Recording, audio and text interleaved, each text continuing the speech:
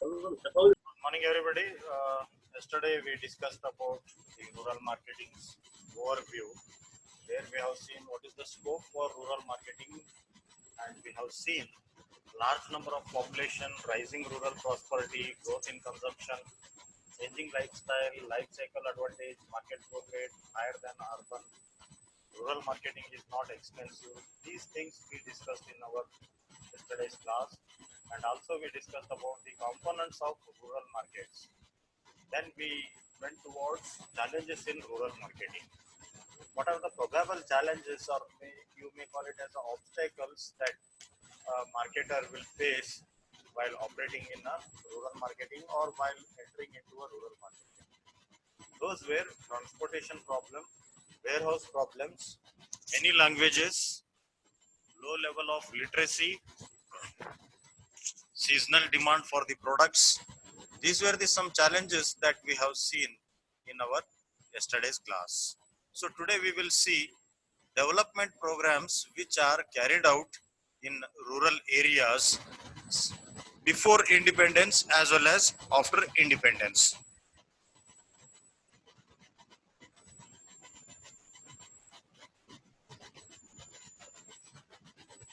So in our previous classes, we just had a glance on these development programs called Green Revolution, White Revolution, and NGO movement in rural areas. So today we will see them one by one in depth, and we will try to understand them. Fine. So first we will go to Green Revolution in agricultural sector.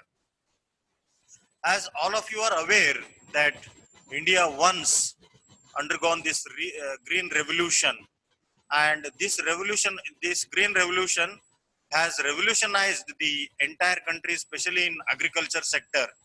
Earlier there were so many problems in the agriculture, especially with irrigation, especially with fertilizers, especially with the yield what the farmers were getting. Due to adoption of modern technologies in the agricultural sector, there was a revolution took place in agriculture sector. Period from 1967 to 78 heralded a technological thrust into rural areas aimed at improving food grain production in the country and hence achieving food self-sufficiency. So during the period 1967 to 1978, post-independence, when Jawaharlal Nehru was the Prime Minister, during that time, with the help of 5 years planning, they introduced this Green Revolution. Have anybody heard about Swaminathan? Swaminathan is a great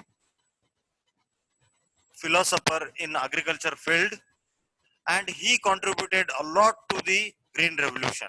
Most of us are not aware about him, but he was the backbone behind this green revolution in agriculture sector. So during this period, it was heralded a technological thirst into rural areas. Earlier, we were not adopting any technology in the rural areas for agricultural activities. We were dependent on the cattle. We were dependent on the manual kind of a work that we were doing in the agricultural sector. But during this period, technological thirst was found in rural areas, and it was implemented in the rural area also. That was resulted in improving food grain production in the country, and we achieved food self-sufficiency. Earlier, we were dependent on other countries for food items. We were importing so many food items from different countries. But due to this green revolution, we became self-sufficient and we became self-reliant on agricultural sector. Then revolution generated some notable economic results.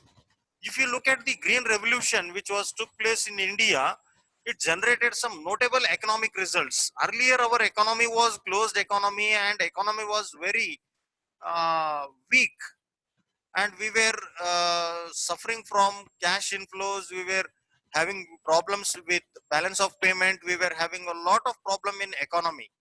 But due to this green revolution, we found some notable economic results. Crop areas under high yield varieties required fertilizers, pesticides, fungicides, and other inputs. Let us assume there is 1 acre of land, agricultural land, and we expect some yield from that agricultural land. We sow some seeds there and grow them, and finally we go for harvesting and we look at the result will be poor. For 1 acre, we may get 1 or 2 bags of jawar or wheat. Whereas if we use fertilizers, pesticides, fungicides, and grow the crops, definitely our output will increase. Instead of 2 bags, we may get 10 bags or 15 bags. Because these inputs will help for high yield. Then farm equipments like tractors with farm implements, diesel pump sets, etc. So earlier we were not having tractors, we were using the cattle like oxen, buffaloes for agricultural activities. But when the farm equipments like tractor and the tractors with farm implementations, we we found a drastic change in the agricultural activities. It saved time, it saved energy, it saved money. And diesel pumps. Before diesel pumps, the water was lifted from either well or from lake or from river manually, either by human beings or by cattle. But when these diesel pumps entered into in India, the entire scene was changed. These diesel pumps, within a fraction of seconds, lifts the water, thousands of liters of waters, and distributes the water to the field very quickly. And introduced mechanization into the farm sector for the first time. For the first time in India, the mechanization was introduced. Earlier, we were depending on manual functioning. Then second one is the increase in farm production also introduced mechanized producing, spurring growth of the local manufacturing sector. Yeah, definitely when the agricultural products output was increased, it became an input for the local manufacturing sectors. Something like the food grains like groundnuts, sunflower, etc. were the inputs for edible oil manufacturing. We have seen so many oil mills which were emerged during this period because of lot of inputs generated from the agricultural sector, and local manufacturing sector was strengthening itself. The modernization and mechanization of farm sector boosted farm productivity, triggered industrial growth, created jobs, initiated a change in the quality of life in villages. Yeah, of course, we found this change in the Indian economy, that modernization and mechanization, which was introduced in the farm sector or agriculture sector, it boosted the farm productivity. Using less seeds, getting highest yield. So we achieved the effectiveness as well as efficiency in farm productivity, and it triggered the industrial growth. As I told you, sunflower, groundnuts led to oil mills, and cotton led to textile industries. Likewise, so many agricultural outputs became the inputs for the manufacturing sector, especially the local manufacturing sectors, and they created a lot of jobs in the country. We were facing a huge unemployment during the 67 to 78. Because of this agricultural revolution or green revolution, we have seen there was a boost in local manufacturing sector and triggered to industrial growth, and created a lot of employment to the youths in the country. They got the jobs, they got employment, and their purchasing power increased during those time. Initiated a change in the quality of life in villages. Absolutely.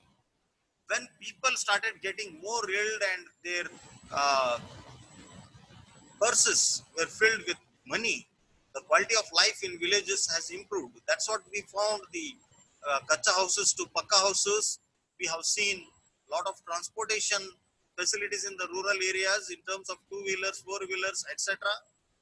And they also started uh, purchasing the things from urban areas. So these were the results of Green Revolution, which took place during 1967 to 78 in India, especially in agricultural sector, which started in improvising the food grain production and resulted in growth of local manufacturing sector and also boosted the farm productivity and triggered the industrial growth, created a lot of jobs and also improvised the quality of life in villages. These were the uh, gifts of green revolution, I can say, in agriculture sector. And the second major revolution we witnessed in the country was white revolution. All of you know white revolution. White revolution is nothing but the milk revolution which took place in India, initiated by the government with the aim of achieving self-sufficiency in the area of milk production. So following by green revolution, when the agriculture sector improved, the subsidies of agricultural uh, activities were milk production, poultry, sericulture, and floriculture. These were the subsidies of agricultural activities. And the second one, white revolution, that is milk revolution, took place in India, which was initiated by the government. Actually, government initiated it, but the major contribution for this white revolution was cooperative sector. Hope you know the name Dr. Varghese Kurian. Dr. Varghese Kurian is the person behind the milk revolution or white revolution in India. He started cooperative movement in India, especially in Gujarat state. He organized the farmers and made them to supply the milk to cooperative sector. And later it resulted in huge collection of the milk, and that milk was processed, packed and sold. Along with that, milk byproducts like curd, buttermilk, ghee, these were produced and sold throughout the country. Now the same cooperative society is known as Amul. Amul became the international brand now. Amul is selling everything. It sells cheese, it sells milk, it sells butter, it sells curd, it sells buttermilk, what not. It sells chocolates. It sells so many recipes of milk based products. Fine. Then, cornerstone of the government dairy development policy was producing milk in rural areas through producer cooperatives and moving processed milk to urban demanded centers. Earlier, what was happening in rural areas? The farmers were uh, producing the milk, and that milk was not distributed to the urban areas where the need is. Lot of milk was wasted there. There were no preservation or cold storages or milk dairies in the rural areas, and that milk was wasted like anything. Because of this white revolution, the milk supplier, through their cooperatives, they started processing the milk and started selling it to the urban demand centers, gave a boost to dairy development and initiated the process of establishing much needed linkages between rural producers and urban consumers. Earlier, as I told you, the rural people used to travel to urban areas and sell the milk by walk, and this that was a tedious one. And because of this dairy development, the milk was processed and it was sent to the urban consumers who are in need. Thereby, a linkage was created between the rural producers and urban consumers. Formation of producers cooperatives has played a significant role in institutionalizing milk production and processing. Yeah, the major reason behind the success of Amul was formation of producers cooperatives. Varghese Kurian organized the farmers. He created awareness. He educated the farmers and told them that we should be united. We should form a cooperative society through that we can establish the dairies. Through that we can sell, we can distribute the milk to the needy places. So this was the major role played by cooperatives, significant role played by the cooperatives in institutionalizing milk production and processing. Then socio-economic and demographic factors such as urbanization and changing food habits and lifestyle have also reinforced the growth in demand for dairy products, especially ice creams, chocolate, yogurt, butter, flavored milk, etc.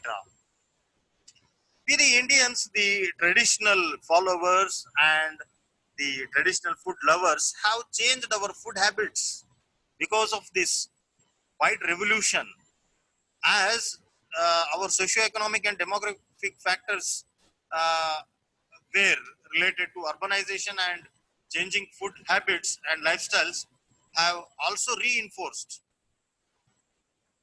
have also reinforced and the growth in demand for dairy products increased. We were earlier we were consuming only milk, curd, ghee, butter and buttermilk. But the new products introduced by Amul in terms of ice creams, chocolates, yogurt, butter, flavored milk, lassi, etc. These were the new products who entered into the Indian market, and it changed the food habits and lifestyle of the people. People started consuming the ice creams during the summer seasons. People started consuming the chocolates. People started consuming the yogurt for preparing some Western kind of a food. And people started becoming milk lovers. And they started fond of flavored milk. These were the socio-economic and demographic factors, uh, as urbanization and changing food habits and lifestyles have changed. Just look at one white revolution has changed the entire macro environmental factors. Then milk production has increased from 17 million tons in 1950 to 51 to 84.6 million tons in 2001 and 2. Just imagine, almost it is 5 times increased from 17 millions to 85 millions approximately in 2001. Within 50 years, we increased the milk production 5 times. It's not easy, it's not simple, but due to the revolution took place in the milk industry, it was made possible by Dr. Varghese Kurian.